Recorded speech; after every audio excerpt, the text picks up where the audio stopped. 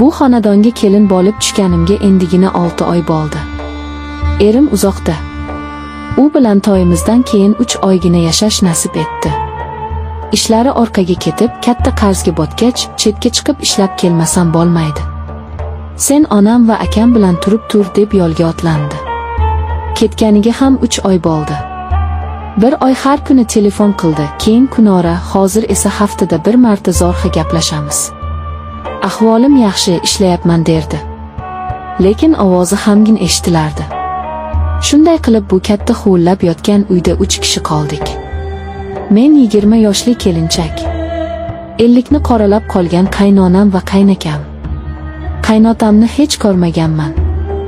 Erim aytishicha ular 10 yil avval yurak xurujidan vafot etgan ekanlar. Qaynonam shundan beri bu katta hovliga o'zi egalik qilar. Bolalarni qattiq nazoratda ushlardi. Uyimizda mendan oldin ham kelin yashagan. Katta kelin. Qaynakamning xotini. Men kelishimdan 4 oy avval u o'zini osib qo'ygan ekan. Bu haqda menga hech kim aniq bir narsa aytmagan. To'ydan oldin sovchilar kelgandi. Kattasining baxti kulmadi, xotini kasalmand edi. Vafot etdi deyishgandi. Bu uyga kelgach qoni qo'shnilardan har xil gap eshitdim. Birovlar o'zini osdi desa, boshqasi tomdan yiqilib tushgan derdi. Qaynonamdan bu haqda so'rashga qo'rqardim. U kelinini nomini tilga olishni yoqtirmasdi. Bir marta ovqatlanib o'tirganimizda bilmay o'ksinim haqida so'rabman. Qaynonamning yuzi birdan oqarib ketdi. Qo'lidagi qoshiqni dasturxonga sharaqlatib qo'yib menga sovuq tikildi. Uning nomini bu uyda boshqa tilga olma kelin. Jinniligi bor edi. O'ziga o'zi qildi dedi. Va o'rnidan turib ketdi. Qaynakam esa u juda boshqacha odam edi. Gavdasi polvonlardek, ammo ko'zlari doim bir nuqtaga tikilib turardi. Kam gap odamovi. Ko'pincha oshxonasiga kirib olib soatlab chiqmasdi. Lekin ba'zan uning nigohini o'zimda his qilardim. Oshxonada ovqat qilayotganimda, hovlini supurayotganimda orqamdan tikilib turganini sezardim. O'girilib qaraganimda esa u shoshgancha ko'zini olib qochardi. Eng boshqacha jihati shunda ediki, u hali ham onasi bilan yosh boladek gaplashardi. Kechki ovqatdan keyin qaynakam onasining yoniga o'tirib olardi. Qaynonam uning boshini silab, sochlarini o'ynardi. Ba'zan esa qaynakam onasining oyoqlarini uqalab o'tirardi. Bu holat menga juda erish tuyulardi. Lekin onasi-ku deb o'zimni ovutardim. Qaynonamning menga munosabati yomon emasdi. Lekin mehr ham yo'q edi. Faqat buyruq berardi. Uni qil, buni qil. Erim bilan gaplashib bo'lganimdan keyin doim so'rardi. Pul jo'natmasmikin? Qarzlari bo'ynimizda turibdi. Kunlar o'tgani sari bu uydagi vaziyat meni tobora siqib qo'yardi. O'sha mashhum kecha. Yarim tunda chanqab uyg'ondim. Tomog'im qurib olib bo'lib yonardi. Xonamdan chiqib oshxona tomon yurdim. Odatda kechasi hamma oshxonasiga kirib yotardi. Qaynonamning xonasi yonidan o'tayotganimda bir narsani payqadim. Uning eshigi odatda yopiq turardi. Lekin bu safar qiya ochiq qolibdi. Joyimda to'xtab qoldim. Nega eshik ochiq? Balki havosi dimiqib ochib qo'ygandir. Lekin u hech qachon bunday qilmasdi. U ayol o'ta ehtiyotkor edi. Qandaydir bir yovuz kuch meni eshik tomonga tortayotgandek edi. Yuragim gup-gup urardi. Men sekin eshikka yaqinlashdim. Ichkaridan ovoz kelardi. Past pichirlagan ovoz. Yo'q, bu oddiy pichir-pichir emasdi. Bu erkalash, nozlanish ovozi edi. Qaynonamning ovozi. Ammo men uni umuman boshqa ohangda eshitayotgandim. U yosh qizdek nozlanib ingranardi.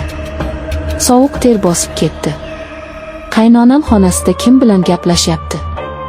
Nima bo'lyapti o'zi? Titrab, qo'rqqanimcha eshikka yaqinlashdim. O'zimni to'xtata olmadim. Ichimda nimadir qarama. Ket deb baqirardi. Lekin vujudim bo'ysunmasdi. Xonaga derazadan xira nur tushib turardi. Dastlab hech narsani anglamadim. Faqat to'shakka qaradim. Va keyin uni ko'rdim. Qaynonamning oppoq uzun sochlari yostiqda to'zg'ib yotardi. U yalang'och edi.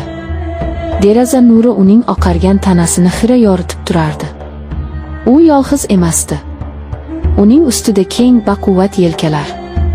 Bu qaynakam edi. Qotib qoldim. Ko'zlarimga ishonmadim. Nafasim bog'zimga tiqildi. Ko'rayotgan narsam shu qadar jirkanch, shu qadar dahshatli ediki, miyam uni qabul qilishdan bosh tortardi. Qaynakam onasining bag'rida, qaynonam esa uning yelkasidan mahkam quchoqlab olgandi. O'sha paytda miyamga bir fikr chaqmoqdek urildi. Katta kelin, ovsinim, u jinniga aylanmagan. U bekorga o'zini osmagan. U ham buni ko'rgan. Menga o'xshab yarim kechasi chiqqan va shu manzaraga guvoh bo'lgan. Bechora nima qilishini bilmagan. Balki dod solgandir. Balki qaynakamga yopishgandir. Qo'rquvdan butun vujudim muzlab qoldi. Orqamga qanday tisarilganimni bilmayman. Oyoq ostimdagi eski yog'och pol xichirlab ketdi. O'sha zahoti xonadan ovoz keldi. Kim bor bu yerda? Bu qaynakamning ovozi edi. Men qotib qolgandim. Qimirlay olmadim. Ichkarida nimadir taraqladi. Kimdir shoshib o'rnidan turayotgandi. O'zimga keldim. Bor kuchim bilan orqamga o'girilib oshxonam tomon yugurdim. Eshikni yopib nafasim yetmay eshikka suyanib qoldim. Yo'lakda qadam tovushlari eshitildi. Qaynakamning qadamlari. Ular to'g'ri mening eshigim oldiga kelib to'xtadi. Men nafas olishdan ham qo'rqib turardim. Eshik tirqishidan uning soyasini ko'rdim. U eshigim ortida jim turardi. Shu yerdaligimni bilardi. U polning xichirlaganini eshitgandi. Bir daqiqa o'tdi. U go'yo men nima qilishimni kutib turgandek edi. Keyin eshik dastasini sekin ushladi. U eshikni ochishga harakat qilardi. Lekin men eshikni qulflab olgandim. So'ngra qaynonam ham keldi.